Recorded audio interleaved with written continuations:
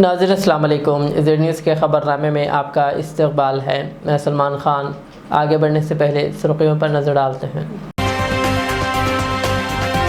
देश का राजा राहुल गांधी जैसा हो के नारों पर राहुल गांधी का जवाब, कहा मैं राजा नहीं हूँ और ना ही बनना चाहता हूँ। दिल्ली में पार्टी के लीगल कॉन्क्लेव से रेवंत रेड्डी का खिताब, कहा मोदी 75 साल बाद भी कुर्सी नहीं छोड़ रहे हैं, आइंदा इंतखाबात में राहुल गांधी उनको उतारेंगे कुर्सी से। यादाद्री थर्मल पावर स्टेशन का पहला यूनिट कौम के नाम वक्फ, मनसूबा जनवरी तक होगा मुकम्मिल, नायब वज़ीर आला भट्टी विक्रमार्का का ऐलान। महबूबाबाद के गुरुकुल स्कूल में नाक़िस खाने का इंकशाफ, साबिक़ वज़ीर सत्यावती राठौड़ ने बरहमी का किया इजहार। छोटे अखबारों के पेंडिंग बिल्स अदा किए जाएं, वज़ीर आला रेवंत रेड्डी से तेलंगाना जर्नलिस्ट एसोसिएशन का मुतालबा। 4 व्हीलर में आकर गाय की चोरी, हैदराबाद में अजीबोगरीब वाक़या, पुलिस मसरूफ़ तहक़ीक़ात। अब पेश है खबरों की तफसील। दिल्ली में कांग्रेस रुकन पार्लियामेंट राहुल गांधी ने पार्टी के सालाना लीगल कॉन्क्लेव के दौरान लगाए गए नारों देश का राजा कैसा हो, राहुल गांधी जैसा हो पर फौरी रद्दअमल देते हुए कहा, नहीं नहीं, मैं राजा नहीं हूँ, राजा बनना भी नहीं चाहता हूँ, मैं राजा के तस्वुर के ख़िलाफ़ हूँ। राहुल गांधी के इस बयान पर सामाईन ने तालियां बजाकर इनके मौक़िफ़ की तायद की। राहुल गांधी ने हमेशा जमहूरी इक़्तिदार और आम आदमी के हक़ में आवाज़ उठाने पर जोर दिया।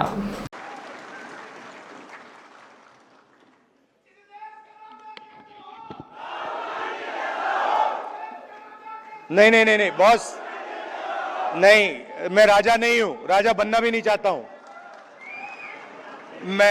मैं राजा के अगेंस्ट हूं, कॉन्सेप्ट के अगेंस्ट हूं।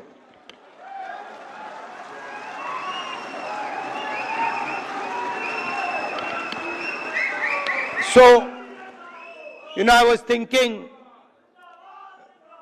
thinking what to say to you, the legal fraternity.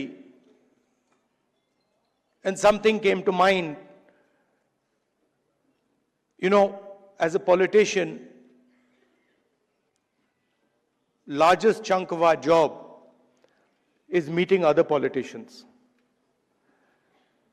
And when you meet a politician, as many of you must have done, he will spend a lot of time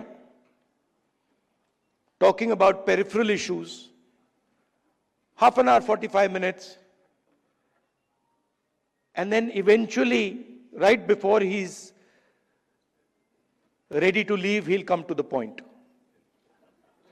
You know, so it's quite frustrating for me. This is the difference between me and my sister. She has much more patience on this front, so she'll listen, you know, for half an hour, 45 minutes. And I'm thinking, okay, listen, you've come here to tell me something. You know, cut out the suspense. Tell me. वज़ीर आला रेवंत रेड्डी ने वज़ीर आज़म मोदी पर तंज करते हुए कहा कि वो 75 साल के हो चुके हैं, मगर अब भी कुर्सी छोड़ने तैयार नहीं है।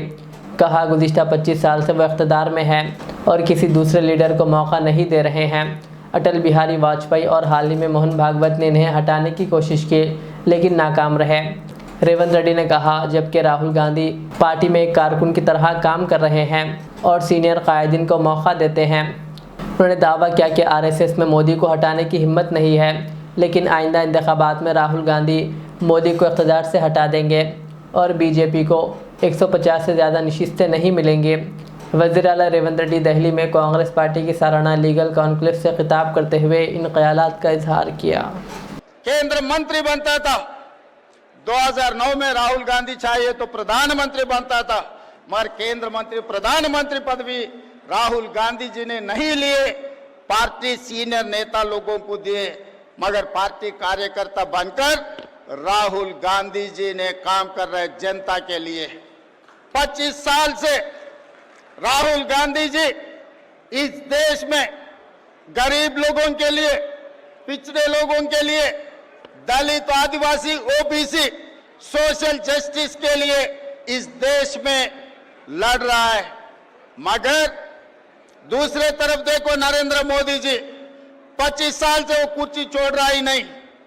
2001 में मुख्यमंत्री बना, तब से आज तक बार बार बीजेपी वाले संघ परिवार ने उनको हटाने के लिए कोशिश किए, मगर मोदी जी कभी कुर्सी छोड़ने के लिए राजी नहीं हुआ है। 2 महीने पहला मैं देखा, मोहन भगवत जी एक बयान दिए, 75 ईयर जिसका जिसका खत्म हो जाएंगे, 75 ईयर्स खत्म होते ही कुर्सी छोड़ना। मगर मोदी जी तैयार नहीं है 75 ईयर्स खत्म होने के बाद भी कुर्सी छोड़ने के लिए। रास्ता से अल्द्वानी जी को, मुरली मनोहर जी को हटा दिए 75 ईयर्स एक कंडीशन लगा दे के। इसीलिए इस मंच से मैं संघ परिवार को, राहुल गांधी जी के तरफ से एक बयान देना चाहता हूं। आप लोग नहीं हटा सकते मोदी जी को। मोदी जी को हटाने वाले राहुल गांधी है। आने वाले चुनाव में जो संघ परिवार ने नहीं कर सका, अटल जी ने जो नहीं कर सका, जिस दिन अटल जी चाहता मोदी जी को हटाने के लिए मुख्यमंत्री कुर्सी से, आज मोहन भगवत जी ने कोशिश कर रहे हैं मोदी जी को प्रधानमंत्री कुर्सी से हटाने के लिए। इन लोगों से नहीं होने वाले हैं, क्योंकि मोदी जी के वक्त मिस्टर निशिकांत दुबे जी ने बाहर आके ये कह दिया, बिना मोदी बीजेपी को 150 सीट से ज्यादा मिलने वाले नहीं है। निशिकांत दुबे जी याद रखो, आपके डायरी में लिख के रखो, मोदी जी के खिलाफ राहुल भैया ने आने वाले चुनाव लड़ने वाले हैं। आपको 150 से 1 सीट भी ज्यादा नहीं आने देंगे। हम पूरा कांग्रेस परिवार तैयार होकर, हम पूरे कांग्रेस परिवार तैयार होकर राहुल जी के नेतृत्व में इस देश में मोदी जी को हरा देंगे, मोदी जी को हटा देंगे। इस देश को बचाने के लिए, संविधान बचाने के लिए, आरक्षण लागू करने के लिए, सोशल जस्टिस, आज के तारीख में ओबीसी को सोशल जस्टिस देने के लिए हम सब लोग तैयार होकर राहुल जी को इस देश का प्रधानमंत्री बनाने वाले राहुल जी के नेतृत्व में इस देश को आगे तरक्की करने वाले हैं। तब तक हम सब लोग जितने भी यहाँ पर हैं, जितने भी ये प्रोग्राम लाइव में देख रहे हैं, इस देश में जितने भी ये संविधान बचाने वाले, सब राहुल जी के साथ जोड़कर आने वाले दिनों में काम करना है। क्योंकि राहुल जी ने भारत जोड़ो यात्रा में कन्याकुमारी से लेकर कश्मीर तक 150 दिन 4000 किलोमीटर पाद यात्रा किए। वो समय पर राहुल जी ने नफरत की बाजार में दुकान, तेलंगाना जनता ने राहुल जी को भरोसा किए, इसीलिए मोहब्बत की दुकान तेलंगाना में खोले, तेलंगाना में कांग्रेस सरकार बनाते हैं हम लोग। सोशल जस्टिस में जाति गणना करके दिखाए, आज हिंदुस्तान में तेलंगाना मॉडल बना दिए हम। आने वाले दिनों में इस देश में सोशल जस्टिस के लिए जनजाति जनगणना करके दिखाएंगे। राहुल जी के नेतृत्व में ओबीसी 42% रिजर्वेशन देकर इस देश में नया कानून, नया सोशल जस्टिस, संविधान को लागू करने के लिए हम लोग सब कामयाब होंगे इस आने वाले दिनों में।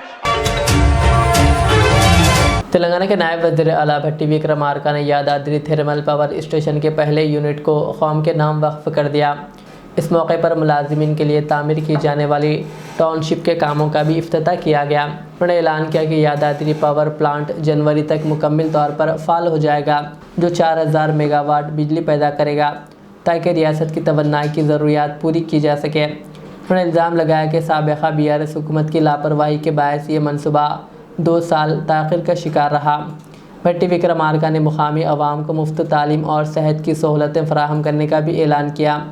इसके अलावा यादाद्री और पुल्ली चिंतला से मुतासर अफराद को यौम आज़ादी यानी 15 अगस्त तक रोज़गार और बाज़ाबातकारी पैकेज दिए जाएंगे।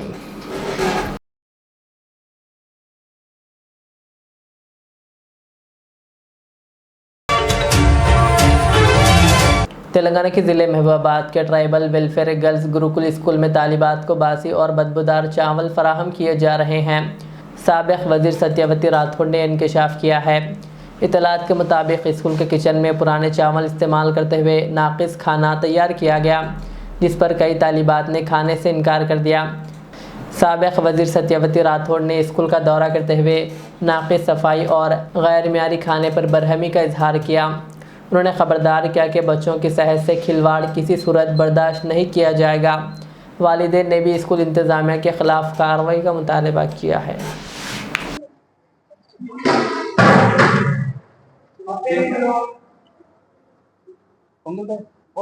ఎన్ని కిలోల బియ్యానికి ఎంత పప్పు వేస్తారు? ఏం పొంగల్ అంటే ఏంటి? పొంగల్ మిరియాలు మిక్కి. నువ్వు కొత్తగా చెప్తున్నావు ఏందే? అన్నంలో మిరియాలు మిర్చి వేసి అన్నం తాలింపు పెట్టి దానికి పొంగల్ అంటారా? అంటే వంట వచ్చా నువ్వు ఇక్కడ వచ్చి నేర్చుకున్నావు?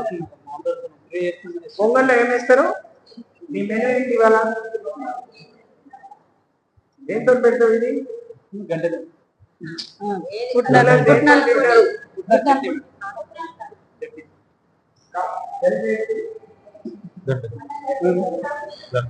ఆవాలు జీలకర్ర కూడా వేద్దా?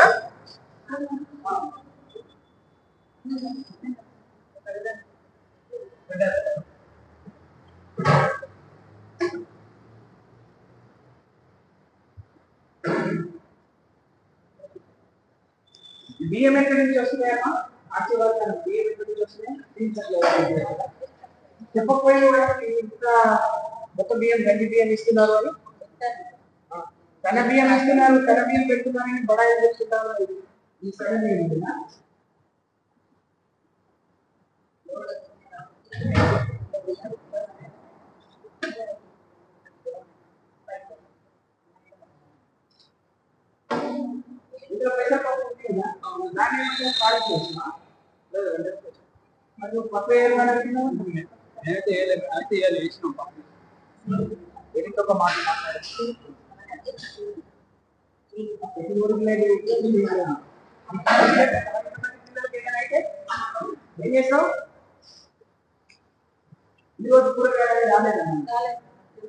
ఎక్కడి నుంచి వస్తాయి? ఎందుకు మానుకోవట్లేదా? ఎన్నో క్లాక్ వస్తే 12 గంటల వరకు ఎక్కుతుందా? 1:30 ఎందుకు 1:30 7:30 బ్రేక్ఫాస్ట్ 1:30 వరకు. तेलंगाना जर्नलिस्ट एसोसिएशन के एक वफ्द ने रियासती ख़जानची के अफसर से मुलाकात करते हुए छोटे अखबारात के बिल्स को क्लियर करने का मुतालबा किया। मोहम्मद खलील अहमद, सिटी नायब सदर मोहम्मद असद अली, रियासती general secretary M A. Ghauri, senior सहाफ़ी सुरेश और मोहम्मद सिद्दीक़ अहमद क़ादरी उसामी के अलावा दीगर ने सेक्रेटरीट में महकमे ख़जाना के एक अफसर से मुलाकात करते हुए इन्हें याददाश्त पेश की। इस मुलाकात में छोटे और दरमियानी अखबारात के तवील अरसे से ज़ेर इल्तवा बिलों की इजराई के सिलसिले में नुमाइंदगी की गई, जिस पर इन्हें यकीन दहानी करवाई गई कि कुछ बिल जल्द मंजूर किए जाएंगे। इस सिलसिले में तेलंगाना जर्नलिस्ट एसोसिएशन ने दोबारा मुतालबा किया कि बाकी बिल जल्द क्लियर किए जाएँ और छोटे अखबारात के रेट बढ़ाए जाएँ। इज़्ज़त माब हमारे इंफॉर्मेशन डिपार्टमेंट के मिनिस्टर साहब से एक इल्तिजा है, हमारे स्मॉल पेपर और उर्दू, तेलुगु, इंग्लिश तमाम अखबारात के लिए एक रास्ता निकाल के हमारे 1.5 साल से पेंडिंग बिला है उसको कर दिया जाए। एक अखबार के पीछे 4-5 फैमिली रहते हैं साहब, हमारे लिए इनको सबको संभालना मुश्किल हो जाता है एकदम। हम इससे पहले गवर्नमेंट हर महीना देती थी, रमनाचारी साहब थे, फिर नवीन मित्तल साहब आए, कमिश्नर साहब, उन्होंने भी हमको 3 महीने में देते थे। अब उसके बाद में साल, 1.5 साल, 2 साल इस तरह से हमारे को पेंडिंग होते जा रहा है, जिसमें काफ़ी परेशान है और आप इंतज़ार करते हैं कि हमारे बिल जल्द से जल्द उसको फॉलो करके दे दिए तो मेहरबानी होगी। कई ईदा चले जा रहे हैं, हमारा भी चला जा रहा, हमारे भाई लोगों का भी चला जा रहा, मगर कुछ पैसा नहीं आ रहा, बहुत सख्त परेशान है। लिहाजा हमारी गुजारिश है कि हमारी इल्तिजा कबूल की जाए। हैदराबाद के सिकंदराबाद इलाके में गाय चोरी का एक अजीबोगरीब वाक़या पेश आया। चोरों ने बंडीमेट में वाक़ एक बाड़े में दाखिल होकर गायों को नशा आवर इंजेक्शन दिए ताकि वो हरकत में ना आ सकें, फिर इन्हें एक कार में डालकर फ़रार हो गए। ये पूरी वारदात सीसीटीवी कैमरों में रिकॉर्ड हो गई, जिससे पुलिस को अहम सबूत हासिल हुआ है। वाक़े के बाद मुतासर अफराद ने शिकायत दर्ज करवाई, जिस पर पुलिस ने फौरी कार्रवाई करते हुए तहकीक़ात का आगाज़ कर दिया। गुज़िश्ता रात भी इसी तर्ज का एक और वाक़या पेश आने पर पुलिस ने मामले को संजीदगी से लिया है। शुबा है कि ये मवेशी चोरियाँ एक मुनज़्ज़म ग्रुप की जानिब से की जा रही है, जो नशा अवर अशिया और गाड़ियों का इस्तेमाल कर रहे हैं।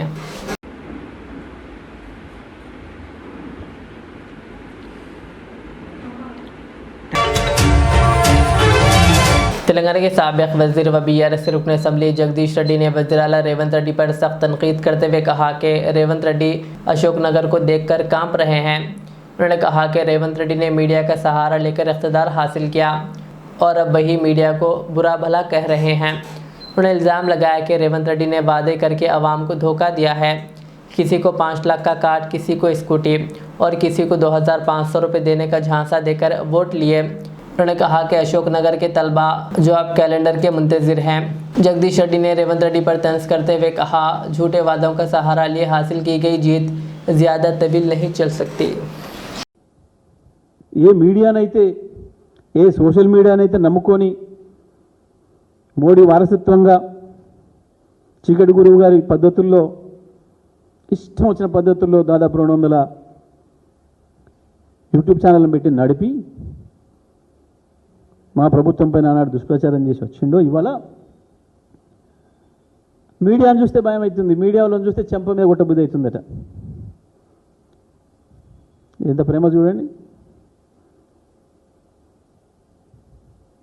దురదృష్టం సరే, ఎందుకో ఫైటింగ్ స్పిరిట్ పోయింది, మాట్లాడడానికి యూనియన్లు కూడా ఎందుకు వెనక ముందు ఆడుతున్నాయి. కానీ అది వేరే విషయం, అది జర్నలిస్టుల ఇష్టం, నాకు సంబంధం లేదు. కానీ మా వంతు మేమైతే ఖండిస్తున్నాం దాన్ని. మీడియా పట్ల ఆయన మాట్లాడిన విధానం అవి చూస్తే తను ఏమేమి మాట్లాడిండో, ఏమేమి చూసిండో, ఎవరెవరికి ఏం చెప్పిండో ఇప్పుడు వాళ్ళని చూసి భయపడుతున్నాడు. వాళ్ళ ఇష్టమైన ప్రాంతం ఏది నీకంటే అశోక్ నగర్ అనేది. ఆయనే కాదు, వాళ్ళ నాయకుని కూడా తీసుకొచ్చి అశోక్ నగర్లో ఛాయ్ కూడా తాపించిండు పాపం. ఇప్పుడు అశోక్ నగర్ అంటే మధ్యరాత్రి కూడా లేచి కూర్చుంటున్నాడు, వణుకుడు పుడుతున్నది.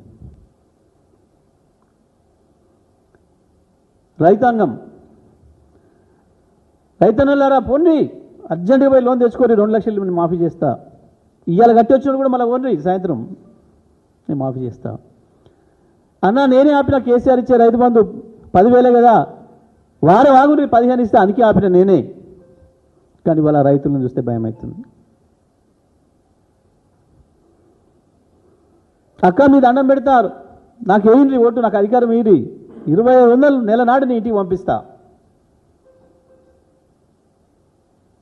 ఇప్పుడు అక్కల్ని చూస్తే భయం అవుతుంది. ఆఖరికి విద్యార్థులు చరిత్రలో ఎవ్వరు కూడా వీళ్ళ జోలికి పోలే పాపం. వీళ్ళని కూడా ఇట్లా మోసం చేయొచ్చని అనుకోలేవు గతంలో ఏ పార్టీ కూడా. మొత్తం వరల్డ్ పొలిటికల్ హిస్టరీలో మొట్టమొదటిసారి వీరే కనిపెట్టిండ్రు. తమ్మి నీకు 5 లక్షల కార్డు, నీ ఇష్టం ఏదంటే అది వాడుకోవచ్చు. చెల్లె నువ్వు బడి పోలేదు, కాలేజీ పోలేదు కదా, స్కూటీ నీకెందుకు, నేనే స్కూటీ ఇస్తాను, మా అక్క వచ్చి ఇస్తుంది, మా ప్రియాంకక్క. ఇప్పుడు అమ్మాయిలు చూస్తే భయం అవుతుంది. అయ్యాల కాలేజీ పిల్లలు తమ్ముళ్ళలాగా కనపడరు, ఇవాళ పోరాణలాగా కనబడతాను.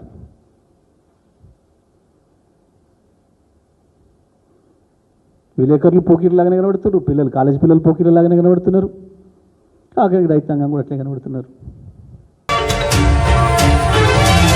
हैदराबाद के NTR मार्ग पर एक नौजवान और इसके साथी लड़की को मजहबी बुनियाद पर हरासा करने, वीडियो बनाकर सोशल मीडिया पर वायरल करने और नफरत अंगेज़ बयानियाँ फैलाने के इल्ज़ाम में पुलिस ने मोहम्मद राहिल नामी शख्स को गिरफ़्तार कर लिया। वाक़या 29 जुलाई के अलल सुबह पेश आया। राहिल ने लड़की के हिजाब पर एतराज़ करते हुए नाज़ेबा ज़बान इस्तेमाल की, दोनों को धमकाया और इनका पीछा किया। पुलिस ने CCTV फुटेज की मदद से राहिल को तलाश करके चार मीनार के करीब गिरफ़्तार कर लिया और इसका मोबाइल फ़ोन और मोटरसाइकिल जब्त कर ली। राहिल के ख़िलाफ़ मुख्तलिफ़ संगीन दफ़ात के तहत मुकदमा दर्ज करके अदालती तहवील में भेज दिया गया है। पुलिस ने आवाम से अपील की है कि वो ऐसी वीडियोस शेयर ना करें, क्योंकि ये क़ानूनी जुर्म है और फ़िरक़ा वरना हम आहंगी को ख़तरे में डाल सकता है। हाल ही में एक घटना सामने आई है जिसमें 2 लोगों को पब्लिक जगह पर परेशान किया गया और उसका वीडियो बिना इजाज़त के बनाकर सोशल मीडिया पर डाल दिया गया। पहली जांच में पता चला है कि वीडियो जानबूझकर शेयर किया गया है ताकि लोगों के जज्बात भड़काए जाए, पर्सनल प्राइवेसी तोड़ी जाए और समाज में विभाजनात्मक विचार फैलाने के उद्देश्य से शेयर किया गया। वीडियो बनाने में और भेजने वाले शख्स को अरेस्ट किया गया है। इसका नाम मोहम्मद रहील है। वो चारमीनार एरिया का है। हमने सीसीटीवी फुटेज से जरिए इसको चारमीनार एरिया में ही पकड़ दिया। अभी और भी लोगों को पहचान हो रही है जो ऐसे अकाउंट्स चला रहे हैं या प्रमोट कर रहे हैं। वीडियो में एक यंग अनमैरिड लड़की की आइडेंटिटी और पर्सनल सिचुएशन को पब्लिक में लाया गया है जो उसकी डिग्निटी और सेफ्टी के खिलाफ है। लड़के की भी पहचान एक्सपोज हुई है। ये सिर्फ प्राइवेसी की वायलेशन नहीं बल्कि दोनों की आज़ादी और ज़िंदगी को खतरे में डालने वाली बात है। इसके अलावा ये सामाजिक सौहार्द को बिगाड़ने और कम्युनल टेंशन्स भड़काने की क्षमता रखता है। स्पष्ट रूप से कहा जाता है किसी को भी मोरल पुलिसिंग करने का हक नहीं है। किसी के पर्सनल चॉइसेस पर अटैक करना कम्युनल या आइडियोलॉजिकल जस्टिफिकेशन के नाम पर गलत है। ऐसे काम क्राइम है और कड़ी एक्शन लिया जाएगा, चाहे ऑफेंडर कौन भी हो। जनता को सख्त चेतावनी है, ऐसे वीडियोस या कम्युनल कंटेंट को शेयर, फॉरवर्ड या रिएक्ट मत करो, इवन आउटरीच में भी नहीं। आप भी लीगली लायबल हो जाओगे अगर आपने ऐसे कंटेंट को फैलाया। अगर ऐसा कुछ दिखे तुरंत पुलिस को रिपोर्ट करो। व्हाट्सएप या एक्स और इंस्टा पर डीएम भेज सकते हो। धार्मिक पहचान के नाम पर लॉ का वायलेशन नहीं चलेगा। कुछ लोग सोशल मीडिया पर पुलिस ऑफिसर्स को बदनाम कर रहे हैं और जांच को प्रभावित करने की कोशिश कर रहे हैं। ऐसे मुद्दों को सोच समझकर संभालना चाहिए, ना कि सनासनी फैलाकर। ये अप्रोच नफरत फैलाता है, सॉल्यूशन नहीं देता। हमारे सीपी सर के नेतृत्व में हम निष्पक्षपातता और ईमानदारी से काम कर रहे हैं। हमारा काम है पब्लिक ऑर्डर मेंटेन करना और जस्टिस देना, किसी पॉलिटिकल या हेट ड्रिवन नैरेटिव को सपोर्ट करना नहीं। सिटीजन्स और नेटिजन से अपील है, हेट मॉन्गर्स और डिजिटल एक्सट्रीमिस्ट के हाथ के उपकरण मत बनो। Thank you. किस पे? एक्स पे। मैडम ऐसे गांधी वालों को जाने से जो आम अभी वही दिया ना। अभी जो जनरेशन जो आने के बाद फॉरवर्ड कर रही शेयरिंग कर रही नहीं, अभी वही कहा मैंने। ऐसे वीडियोस या कम्युनल कंटेंट को शेयर, फॉरवर्ड या रिएक्ट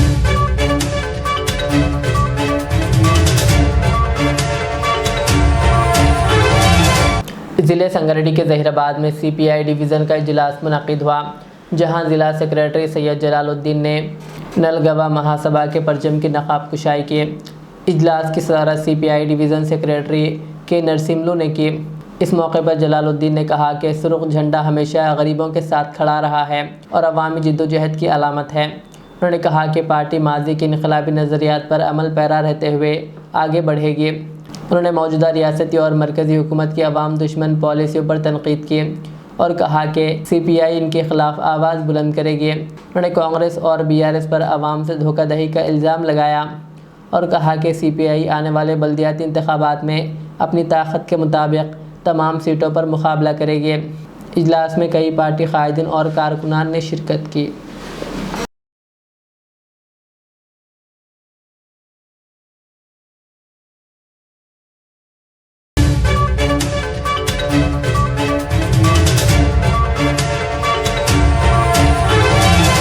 हाफिज़ अबरार मिसबाही की इत्तला के मुताबिक मौलाना ग़ियास अहमद रशादी सदर सफ़ा बैतुल माल की दीनी, समाजी व मिली खिदमात पर मौलाना मुफ्ती अब्दुल्ला हामिद रशादी, नाज़िम जामिया इस्लामिया तालीमुल बनात ट्रस्ट और नौत खां व समाजी कारकुन हाफिज़ व क़ारी मौलवी मोहम्मद इद्रीस मिसबाही, मुंतज़िम मकातिब तालीमुल कुरान ने मौलाना ग़ियास अहमद रशादी की खिदमत में मुल्क के मारूफ ख़त्तात गुल अयूबी का डिज़ाइन किया हुआ तोगरा पेश किया।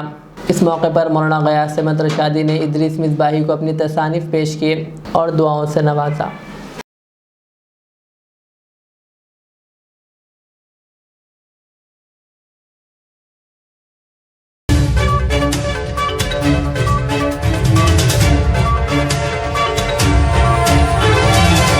आखिर में सुर्ख़ियाँ आ रही बात। देश का राजा राहुल गांधी जैसा हो के नारों पर राहुल गांधी का जवाब, कहा मैं राजा नहीं हूं और ना ही बनना चाहता हूं। दिल्ली में पार्टी के लीगल कॉन्क्लेव से रेवंत रेड्डी का खिताब, कहा मोदी 75 साल बाद भी कुर्सी नहीं छोड़ रहे हैं, आइंदा इंतखाबात में राहुल गांधी उनको उतारेंगे कुर्सी से। यादाद्री थर्मल पावर स्टेशन का पहला यूनिट कौम के नाम वक्फ, मनसूबा जनवरी तक होगा मुकम्मिल, नायब वज़ीर आला भट्टी विक्रमार्का का ऐलान। महबूबाबाद के गुरुकुल स्कूल में नाक़िस खाने का इंकशाफ, साबिक़ वज़ीर सत्यावती राठौड़ ने बरहमी का किया इजहार। छोटे अखबारों के पेंडिंग बिल्स अदा किए जाएं, वज़ीर आला रेवंत रेड्डी से तेलंगाना जर्नलिस्ट एसोसिएशन का मुतालबा। 4 व्हीलर में आकर गाय की चोरी, हैदराबाद में अजीबोगरीब वाक़या, पुलिस मसरूफ़ तहक़ीक़ात। ये थी आज की दिन भर की हमारी खबरें। मुझे इजाज़त दीजिए। हमारे चैनल को यूट्यूब पर सब्सक्राइब, फेसबुक पर लाइक शेयर ज़रूर करें। अल्लाह हाफ़िज़।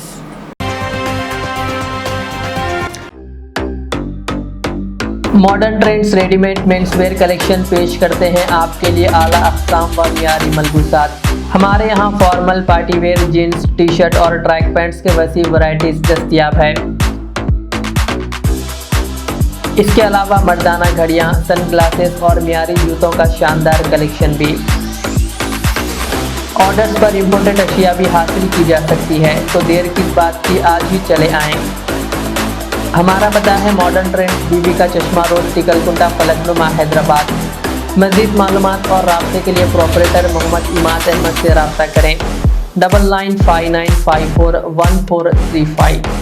रियाज इस्लामिक स्कूल, तालीमी मैदान में एक नया इनकलाब। इस्लामिक और मॉडर्न एजुकेशन की अजीम दरसगाह। 23 साल तजुर्बे के बाद तलबा और तालिबात के लिए रियाज इस्लामिक स्कूल पेश करता है हिफ्ज़ कुरान, नाज़िर कुरान क़ायदे के अलावा नर्सरी ता 10वीं जमात तक के तालीम का बेहतरीन नज़्म।